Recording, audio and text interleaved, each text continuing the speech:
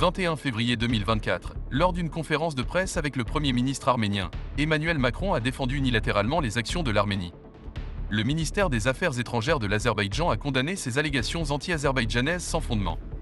En tant que pays qui n'a jamais pris la peine de mentionner les violations des droits de l'homme commises à l'encontre des Azerbaïdjanais depuis près de 30 ans, leur déplacement de leur maison et les massacres continus perpétrés par les nationalistes arméniens, la déclaration de Macron sur les droits et la sécurité des Arméniens qui quittent les territoires azerbaïdjanais de leur plein gré et sans aucune violence sonne creux.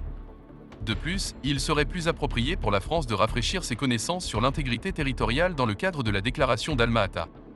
Macron devrait expliquer pourquoi, contrairement à ces accords, la France a soutenu l'agression arménienne et l'occupation des territoires azerbaïdjanais pendant près de 30 ans, ainsi que l'occupation actuelle de 8 villages azerbaïdjanais par l'Arménie.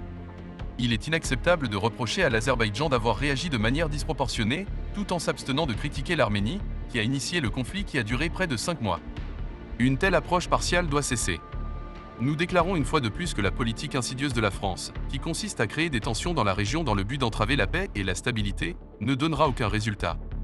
Le ministère des Affaires étrangères de l'Azerbaïdjan a déclaré dans un communiqué.